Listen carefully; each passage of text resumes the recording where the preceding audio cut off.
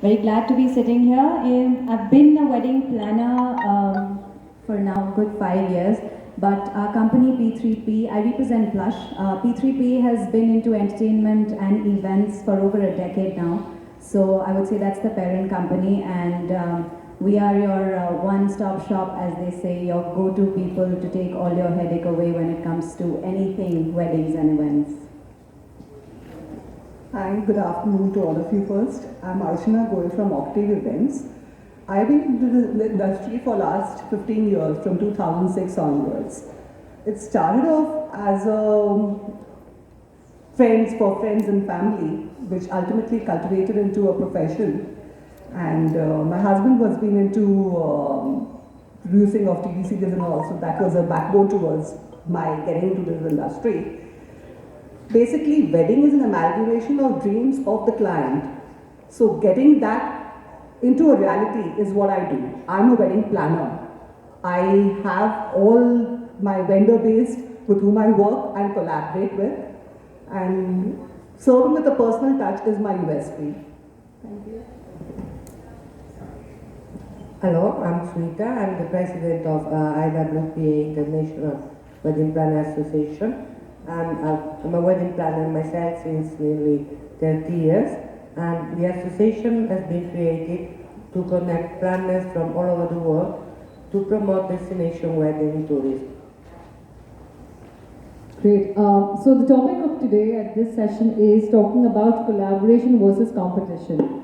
I personally endorse a community living in the sense that even my company, when I first started, we thought of an idea which was about community building versus creating just another platform, where we brought together all the stakeholders of the wedding industry under one roof and got them to discuss their businesses, interact with each other, connect with each other, and probably just grow together.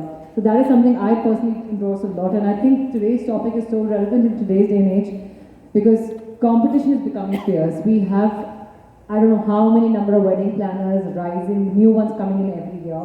People getting married turning into planners, people who are in different business turning into planners, people who love to do interior decoration turning into designers, photographers out of passion, photographers out of love for the art. And I think there is just so much going on in this industry, but are we really here to build and work towards sustainability and community, non-competition driven but more collaboration driven work? So we're going to just touch points on this front really, ladies, and to begin with I'd like to ask Ruchika. You have obviously an experience of planning. You have, you already told me as well that you don't do any event of yours without collaborating with anybody. Coincidentally, you have collaborated with Archana for your last event, and it worked wonders. You had your pitfalls, obviously, while planning, because the clients are always difficult. But how important it is for one to collaborate and identifying the competition as well. I think there is a clear distinction between the two. But is the industry really open to collaboration, or are they still in their minds looking to compete with each other?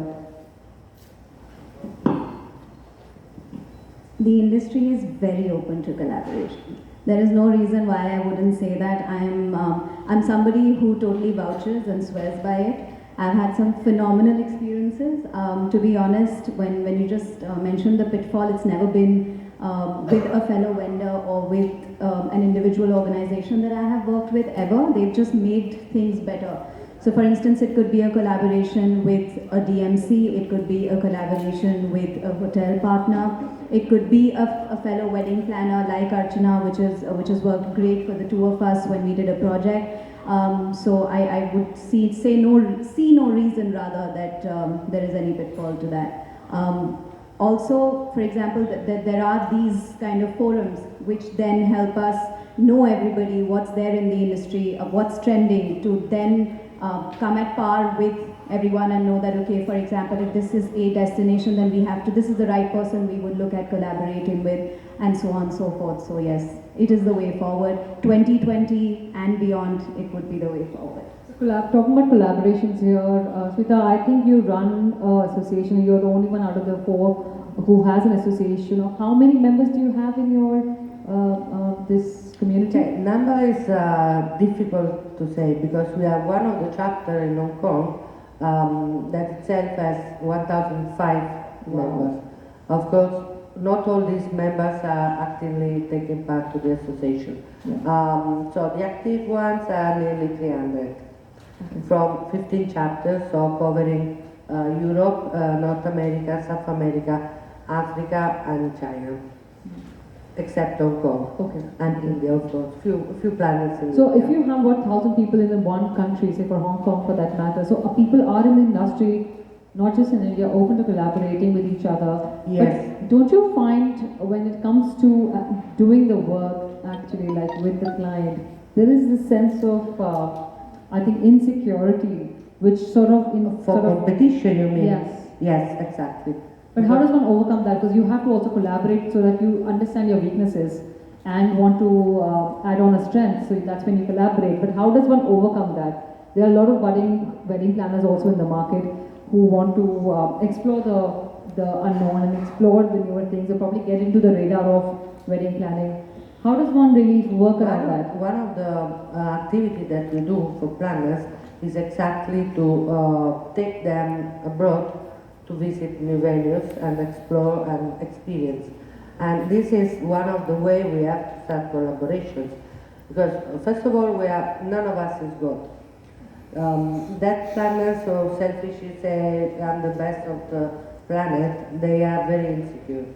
And they can tell that they are better than others just because they are. I would like to first of all explain what a collaborator is. We as wedding planners are coordinators more than collaborators because we are coordinating with almost 300 different, I have a list of 300 different things that we need to do as wedding planners. So I can't do it alone. We need to talk to people. So these are our vendors. So vendors are almost like our partners and collaborators. We need to trust them. We have to make them sit in front of the client. Ask the vendors for pulling out an event, how important it is and what is that one should do in terms of hospitality, like the hotels versus a wedding planner. What are the things one should be keeping in mind from a hotel's perspective for a wedding planner to achieve success at an event? See, a partnership between a hotel and a wedding planner is very, very important because it's like, you cannot work without having full confidence with the hotel. You need to be very, very thorough with their negative points which they are having and how you can just, because when you're doing a wedding, there are certain things the client would want you to do is they always want something extra. Now we did a wedding recently we collaborated, both of us were doing a wedding together and it was a Taj property which we were working with and the guests were supposed to arrive around till 12:30 for lunch and the lunch time was supposed to be till 2. But with the hotels having a very, very good rapport with the hotel helped in having the lunch go on till 5 in the evening, which normally a hotel will not do directly for a client. So if it's the relationship between the hotel and the wedding planner, which is very, very important, because there are certain things when you will listen to the points of the hotel people, and at the same time, you're working as a hand for the client, so you're going to look at their perspective and help them also to not overburden their pockets, because that really happens. And you know the flaws of the hotel, you know the flaws of the client, you know the client very well, so where it's exactly his patience level and everything. So you are really very, very, Aware of. you're a middle person who is taking care of both the aspects together, which is very, very important. Perfect. Just And adding again, to that, sorry. your vendor team is also has to be very, very supportive because everything is a close-knit family. The hotel, your vendors, your collaborators, everything helps to get together. I'd like to ask, thank you so much, Archana. I think I'd like to ask Ruta as well. You do a lot of venue recce's while you. Maybe our South people are more flexible with their timings and more time particular. But I think North that's Indians what's left to have explore never- here because I feel, sorry I'm cutting in the middle, but I feel like as collaborators or also accepting competition in a certain way, even then even apart from the competition that we have in the market, we as the fraternity guys tend to collaborate and speak with each other if there are any issues, and if the other person can solve it for us. Coming from the hotel's point of view, what I want to understand is, like, a lot of hoteliers end up asking is, are you working for them or are you working for the client? At the end of the day, they can be accommodating if there is a relationship that's built between the two. But if there isn't a relationship and you're trying to explore a new destination, a new hotel, and yet you've gone ahead and booked a wedding there and you're doing a wedding there, how do you reach a point where the hotel speaks your language, in not a way that you're trying to get benefits out of that, it's just a way where, you know, the event can be a success. So what is that one does when it comes to an unexplored destination like that, you know, in that sense, and where a hotelier and a planner is working together for the first time? The hotel does not understand the language of the planner because they haven't worked in the past, and now you guys are working together. So how does one really go around building a relationship or trust for them? Because there will be pitfalls in a wedding planning situation there. So how does one go ahead and create that sort of a bond where you can go ahead again, pitch the same venue to a client? I need to know all of your opinions in this. See, basically, more importantly is when you have fixed up a venue for the guest of yours, you need to keep going to that venue on and off for a lot of Reiki work of yours. And once you're visiting the property again and again, you already start making a relationship with the people who are involved there. So once that relationship develops, things at the time of the event flow very easily. It's important mainly to be at the venue minimum for 5-6 times before you have the event.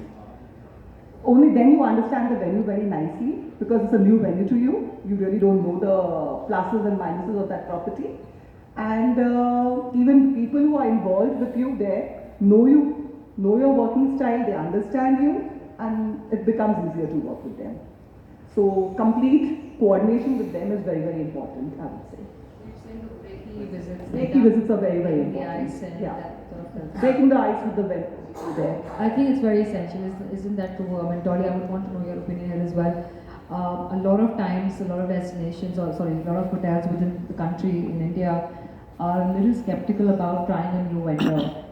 They're like, they don't they have empanelment, they have people that they've been working for. Is different, so they have to be flexible. So I think there's a lot of it's good points for the hoteliers here. Yeah. Try and make a distinct difference between the corporate functions and a wedding function, because the demands of a wedding client is enormous. They want to have the world in a smaller venue or a bigger venue. They want to have everything available at the beck and call, and the planners are doing their best to deliver that. I think the least a hotelier or a property can do is support them, probably find a way that they can possibly both be happy and no party is sort of upset around this.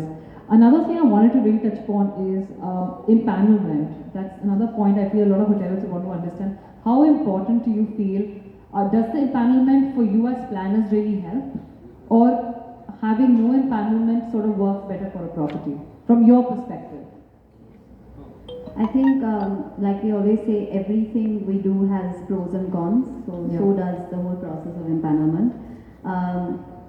So as wedding planners and designers, it's not like so. At least for us, again in India, if I may say so, we also have a slightly low season wherein, you know, the wedding saya isn't very high. So that is the time I would say hotels play a great role if you're empaneled. At least that's the personal experience I've had, because we know that the regular chunk of business a hotel will always have, as opposed to, you know, when we as planners are not empaneled. So we know that when there is a slightly low season, then we don't have to go out and scout, or we don't have to really rigorously market, or, you know, be out there, or perhaps not be worried that, okay, where is the business going to come from? That's one, the pros and cons side of it.